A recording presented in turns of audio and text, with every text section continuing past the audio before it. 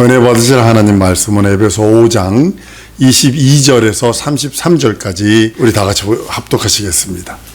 사랑과 순종과의 관계 6번째 시간입니다. 그리스도 교회와의 관계가 오늘 본문 말씀에 참 많이 들어 있습니다. 예수께서 가이사랴 빌립보 지방을 이르렀을 때 사람들이 나를 뭐 누구라 하더냐라고 제자들에게 물어봅니다. 제자들은 세례요한 혹은 엘리야, 에레미야 선지자 중에 하나라고 하나이다 라고 합니다.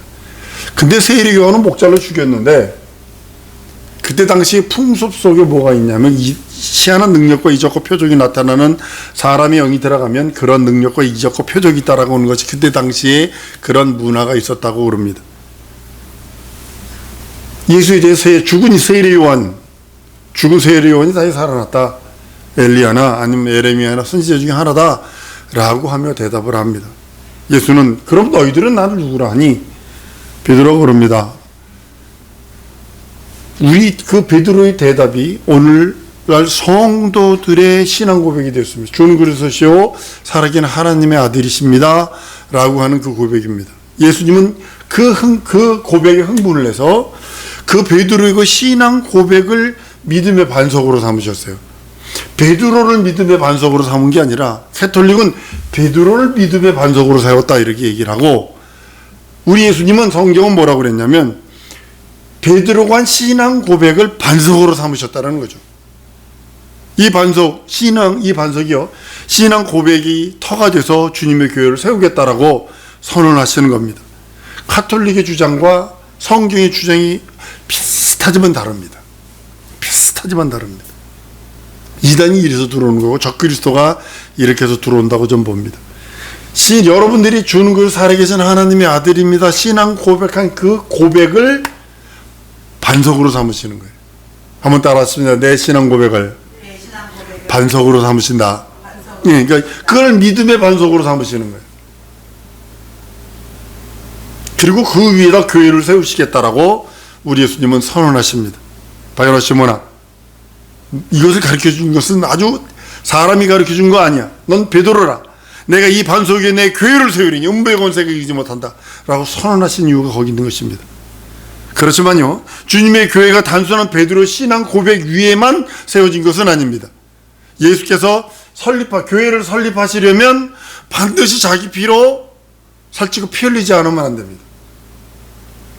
사도행전 20장 28절에 너희는 자기를 위하여 또는 온 양떼를 위하여 삼가라. 성령이 저희들 가운데 너희로 감독자를 삼고 하나님이 자기 피로 사신 교회를 치게 하셨다. 그래서 반드시 신앙 고백이 있지만 먼저 뭐가 있어야 되느냐?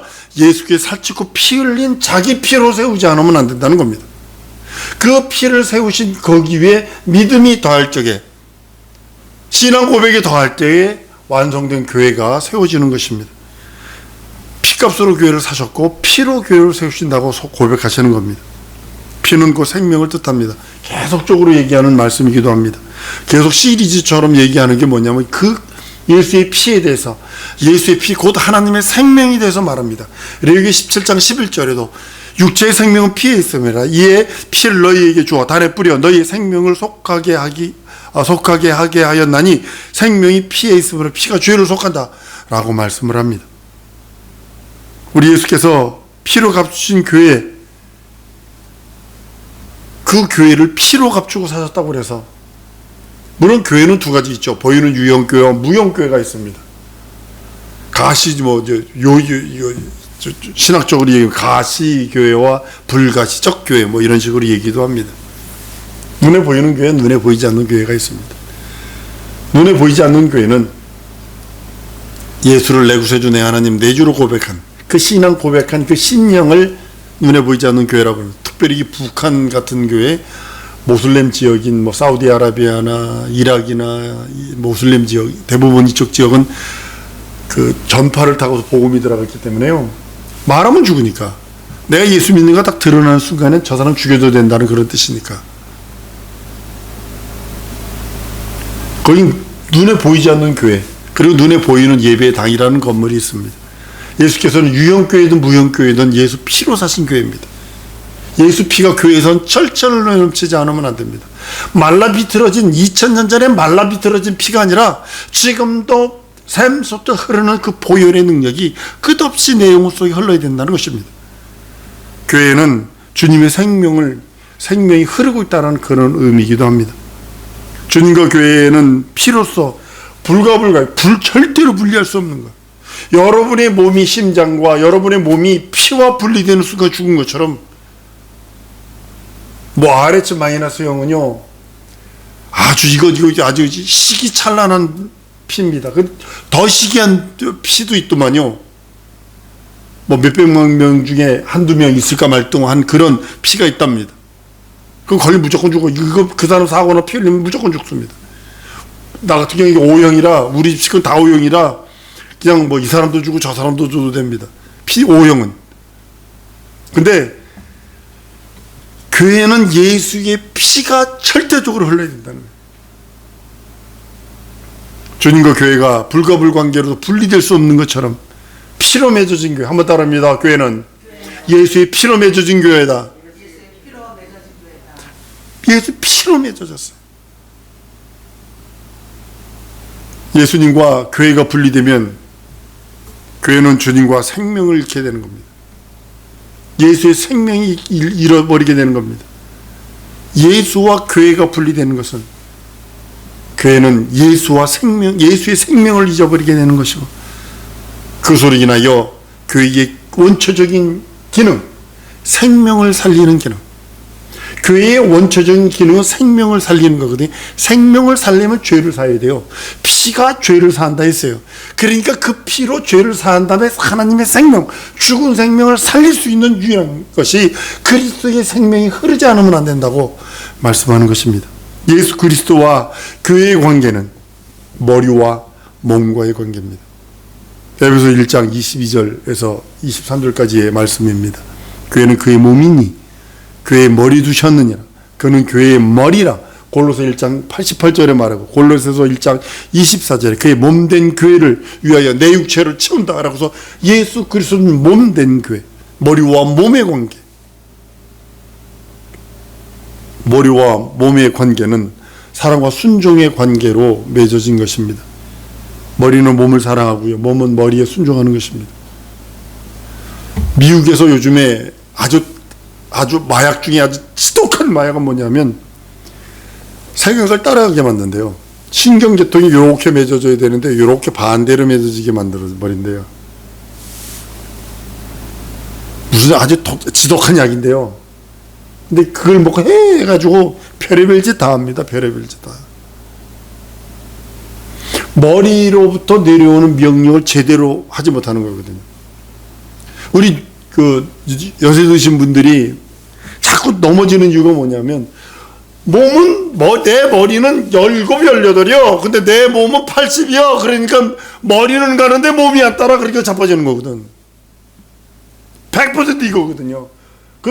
왜 그러세요? 물어보면 이게 조사한 겁니다.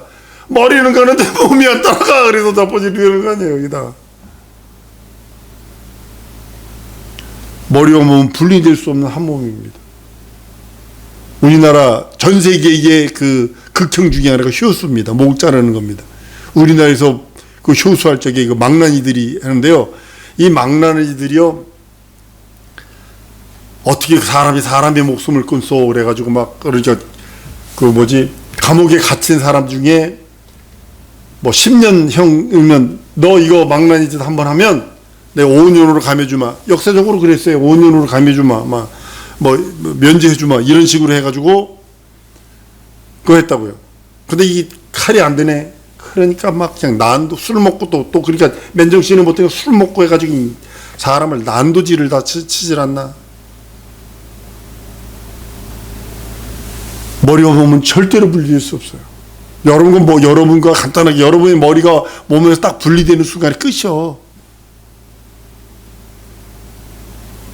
에베소 교회에서는 남편과 아내의 관계를 설명하면서 그리스도와 교회의 관계를 언급을 합니다. 남편과 아내의 관계는 하나의 비유입니다. 그리스도의 교회의 관계를 상징하는 하나의 비유입니다. 그리스도 교회를 사랑하는 것처럼 남편은 아내를 사랑해야 되고, 그리스도가 그 교회가 그리스도에게 순종하듯 아내는 남편에게 순종하라 라고 하면서 에베소 5장 22절에서 25절까지 말합니다. 남편이 아내의 머리 됨이 그리스도께서 교회의 머리 된 것 같으니 라고 말씀을 합니다. 또 말합니다. 교회가 그리스도에게 하듯 아내도 범사에 그 남편에게 복종할지니 이럽니다. 남편들아, 아내를 사랑하기를 그리스도께서 교회를 사랑하고 위하여 주신 같이 하라라고 하시면서 비유로서 그리스도가 교회와의 관계를 남편과 아내의 관계로 설명해 나가고 있다는 사실입니다. 남편과 아내가 각각 서로 다른 몸이 아니라 한 몸이라고 성경은 말합니다. 오늘 우리 교회의 그 표처럼요, 그리스도 예수와 소망으로 하나가 되는 그것입니다. 마치 그리스도와 교회가 분리될 수 없습니다. 절대로 분리될 수 없습니다. 한 몸과 같이 하나가 되는 것입니다. 그래서 바울은 이것이 크다 비밀이라고 합니다. 아주 크고 큰 비밀이라고 말합니다. 그리스도께서 교회를 보양하신답니다. 보호하고 양육하신다는 겁니다. 여러분 혹시 개도 어미 젖뛰는 거 여러분 보셨어요? 우리나라 송골매라고는 매과가 그 요즘에는 발코니, 아파트 발코니 위에다가 짓더만요. 도시화 되니까 와가지고 하니까는 주인이 가다 보니까 그 뭐지 생 닭고기 찢어서 주기도 하고 뭐 해주고, 어느 한순간 딱 되니까요 어미가 물어오질 않아요, 먹이를. 그리고 그 멀리 앞에서 날개짓 하면서 계속 깨깨깨깨 거리면서 있어. 그리고 그걸 뛰어나갑니다. 그 창공으로 쫙 날아갑니다. 강아지들도 젖대는 걸 보니까요, 막 어미면 뭐 첫반이라고 막 정신이 없어. 그러더니 어느 정도 딱 되니까 물어버려. 그냥 가감하게 물어버려. 그러니까 다 놀래가지고 주저앉아 있고 가만히 서열 정리가 딱 돼버려. 이 얘기하는 이유가 뭐냐면, 여러분들 장성하지 않으면 안 돼요. 교회가요 보양한다고 그랬어요. 보호하시지만 양육한다는 소리거든요. 양육 속에는요 먹을 것만 주는 것이 끝나는 게 아닙니다. 장성한 자의 분량까지 되도록 하나님 훈련하신다는 겁니다. 한번 따르면 그의 것이면, 다시 한번 내가 예수의 것이면 예수님은 훈련하신다. 역심하시라. 그의 쓰시기 편한 것이 되도록 훈련하세요. 보양하시는 거니까. 보호도 하시지만 양육하세요. 맨날 어린아이처럼 양육하는 것이 아니라 거기에 맞는 수준에 맞게끔 성장시키는 겁니다. 1 더하기 1은 2. 잘했어요. 네. 20살 됐는데 1 더하기 1은 2. 네. 이건 미친놈이지. 이건 미치객이지. 요즘에 머리 좋은 애들 보니까요, 야 진짜 숫자를 촉도 쳐놓으니까 숫자를 막 나는 한참 들여다봐도 이게 뭔가 뭘 모르는데 그냥 숫자 10여 개를 막 써가지고 쭉 더하기 하는데 그냥 쭉 보더니 더하기가 답이 나오대. 뭐 나는 산수만 되면 머리가 지진이 나서 골치 아픈데, 어떤 꼬마애는 보니까 뭐 산수를 보면서 이거요, 우리 초등학생이 고3짜리 수학을 풀어내고 있으니 거기에 걸맞게 성장해 나가야 돼요. 거기에 걸맞게. 여러분, 하나님 아버지와 아들과의 관계, 오늘 이 말씀 전체가요, 오늘 6번째라고 그랬는데요, 지난번까지 살펴본 거 한번 볼까 합니다. 남편과 아내의 관계, 부모와 자녀의 관계, 그리스도와 교회의 관계를 말씀드렸어요. 이 관계는 모두요 사랑과 순종과의 관계. 예수님이 아버지 말씀에 절대적으로 순종한 것처럼 각각 여기서 매우 중요한 하나의 코스가 뭐냐면 사랑과 순종이라는 겁니다. 이 모든 관계들은요, 모든 관계는 아버지와 아들과의 관계에 대한 비유에 불과합니다. 남편과 아내의 관계, 부모와 자녀의 관계, 그리스도 교회의 관계, 이것은 하나님 아버지와 아들의 관계에 대한 비유입니다. 이걸 다른 말로 하나님의 의도 이렇게 표현도 할 수 있고 하나님의 계획, 섭리 이렇게 얘기도 할 수 있습니다. 이것은 하나님과의 사랑과 순종과의 관계의 비밀과의 관계이기 때문에 내가 하나님과 사랑과 순종의 관계를 알지 못하면 이것을 해결할 수 없습니다. 하나님 아버지와 아들의 관계로 맺어져 있기 때문에 우리는 철두철미하게 이 뜻을 따라 순종해야 합니다. 한마디로 말하면요, 하나님 아버지는 아들을 사랑하시고 아들은 아버지께 순종한다는 겁니다. 철두철미하게 순종합니다. 물론 예수께서 창세기 1장 1절서부터 우리는 보면 안 됩니다. 창세기 1장 1절서부터는 무엇을 보는 거냐면 영원전의 것을 확인하는 것 뿐이에요. 창세기 1장 1절서부터 지금까지 되어진 모든, 앞으로 되어져야 할 모든 일들은 영원전에 계획한 것들에 대한 그것을 확인하는 작업이지, 지난 주일날 설교를 했잖아요. 예수는 시대를 잘못 태어나서 죽었다. 아니거든요. 빌라도와 같은 사람, 악한 사람 만나서 죽었다. 아니거든요. 가룟 유다 같은 배신자가 있어서 죽었다. 아니거든요. 그때 당시 악한 사람들, 제사장이나 그런 사회의 악한 사람들 때문에 예수가 죽었다. 절대로 아니거든요. 그때 사람들이 온화하고 사랑스럽고 모아둬야 할지라도 완악하게 만드셔서 예수는 죽으셨을 거예요. 영원전의 계획을 이루어 나가는 과정일 뿐입니다. 그 과정 속에 나와 여러분들이 있고요. 하나님의 의도는요, 하나님은 아들을 사랑하십니다. 다른 말로는 하나님은 아들만 사랑하십니다. 이게 정확한 단어입니다. 친구의 성경을 통해서 아들만 사랑하십니다. 이 관계로 모든 것이 진행되는 것이 하나님의 의도예요. 하나님의 뜻이요, 하나님의 섭리입니다.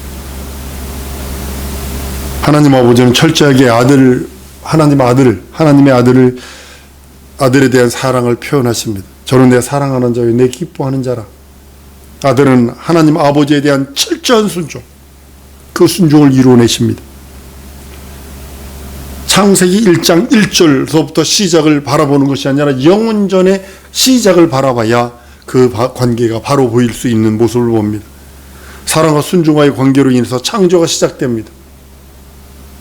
철저하게 창조가 시작된 이유가 사랑과 순종과의 관계가 진행되기 위해서 만들어지는 것들입니다. 우리 하나님 아버지는 자애의 하나님이십니다.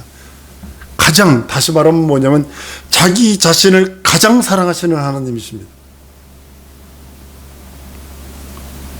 그 사랑을 유일하게 표현하시는 대상이 하나님의 아들이십니다. 그 품속에 계신 독생하신 하나님이신 그 아들을 사랑한 그 모든 사랑을 쏟아낸 것이 예수 그리스도십니다. 그에게만 사랑을 쏟아내십니다. 동일하게 그 하나님이 쏟아내는 그 사랑을 유일하게 받을 수 있는 방법은 그리스도 예수 안에서만 모든 사람이 받을 수 있다는 겁니다. 하나님의 아들이 하나님의 품속에서 독생하심으로써 하나님의 사랑, 자애의 표출이 드러난 것입니다. 하나님의 품속에서 독생하시던 하나님의 사랑이 하나님의 아들의 독생과 함께 성육신 하심으로 말미암아 바깥으로 표현되기 시작한 것입니다. 마태복음 3장 17절에서 저는 내 사랑하는 자요, 내 기뻐하는 자라고 처음으로 선언을 하십니다. 하나님의 사랑은 아들에게 집중되어 있습니다. 하나님의 아들은 태초에 하나님과 함께 계셨던 말씀이시기에 하나님과 동등하신 분이십니다. 동등됨을 취하지 않았다라고 빌립보 2장 5절 이하의 말씀을 합니다. 하나님의 사랑을 받기에 합당하신 유일한 분, 예수뿐이 없습니다. 하나님은 그 사랑하시는 아들을 후사로 세우시고 모든 만물을 창조하시고 그로 말미암아 창조하시고 그 예수에게만 무릎 꿇도록 심판권까지도 예수에게 주셨고, 그를 위하여 지어졌고 그를 인하여 지어졌고, 그의 것이라고 성경은 말씀을 합니다. 하나님께서 아들을 후사로 정하신 것은 하나님께서 그 아들만 사랑하셨기 때문이에요. 우리가 사랑받는 방법은 그 아들에게만 속해 있으면 돼요. 아들을 우리들에게 주신 이가 은사를 선물로 주지 않겠느냐라고 하시면서까지 우리들에게 도전하고 있습니다. 너 하나님 사랑받기 원하니? 그 사랑 안에서 간구해라. 하나님의 아들이 하나님의 사랑을 받는 유일한 대상이기 때문에 그의 하나님의 후사로 정하신 것이기 예수 그리스도기에 우리는 그 안에서만 발견할 수 있습니다. 하나님은 그 후사를 위하여 모든 창조를 하십니다. 히브리서 1장 2절에도 이 모든 날 마지막에 아들을 우리에게 말씀하셨으니 이 아들을 만일 후사로 세우고 저로 말미암아 모든 세계를 지으셨느냐. 골로새 1장 15절 이하에도 그는 보이지 않은 하나님의 형상이요 모든 창조물보다 먼저 나신 자니 만물이 그에게 창조되되 하늘과 땅에서 보이는 것들과 보이지 않는 것들과 혹은 보호자들이나 주권들이나 정사들이나 권세들이나 만물이 다 그로 말미암고 그를 위하여 창조되었고 또한 그가 만물보다 먼저 계시고 만물이 그 안에 함께 있다라고 함께 섰다라고 성경은 말씀하고 있습니다. 아들을 하나님을 사랑하는 그 사랑의 표현이 있습니다. 품속에 계신 예수 그리스도는요 적극적으로 그 하나님의 그 사랑에 대한, 내가 사랑을 받았으니까 사랑에 대한 표현이 뭐냐면 철저한 순종입니다. 예수는 이 땅에 오셔서 철저한 순종으로 하나님에 대한 사랑을 표현하십니다. 가장 적극적인 순종, 가장 최선의 순종, 그것이 십자가에서 달려 죽고 부활하시는 순종으로 표현하십니다. 빌보 2장 8절에 사람의 모양으로 나타나셨음에 자기를 낮추시고 죽기까지 복종하셨으니 그 십자가의 죽으심이라 라고 선언하셔서 우리는 그리스도 예수 안에서 그것도 순종함으로 말미암아 우리의 사랑을 하나님께 표현할 수 있습니다. 왜냐하면 예수님이 하나님의 사랑을 적극적으로 표현하는 방법이 그 말씀에 철저하게 순종하여 죽기까지 복종하시는 것처럼 우리 또한 그리스도 예수 안에서 그리스도 예수의 말씀에 적극적으로 순종하는 것이 그를 사랑하는 표현입니다. 우리 사랑 성들이 하나님이 주신 사랑과 하나님이 주신 은혜와 은총을 받기를 원합니다. 예수 안에서만 받을 수 있어요. 그리고 예수께서 하신 말씀에 적극적인 순종, 적극적으로 순종해서 하나님이 나를 사랑하신 그 사랑에 대한 내 사랑의 표현이 다른 것이 아니라 그 말씀에 적극적으로 순종하는 것입니다. 우리 성도들이 주 앞에 나갈 때까지, 주 앞에 이를 때까지 그 말씀에 적극적으로 순종해서 표현하는 성도들 되길 원합니다. 말로만 사랑합니다, 사랑합니다, 사랑합니다 하는 게 아니라 이제 표현하세요. 적극적으로 그 말씀에 순종하는 것이 내가 주를 사랑하는 그 표현입니다. 이 시간에 기도할 때 하나님 순종하기 원합니다. 내가 순종할 수 있는 믿음을 주시고 내가 적극적으로 주의 말씀에 순종하고 복종하여 그 계명 따라 살기 원하오니 내게 은혜 달라고 다 같이 통성으로 기도하십니다.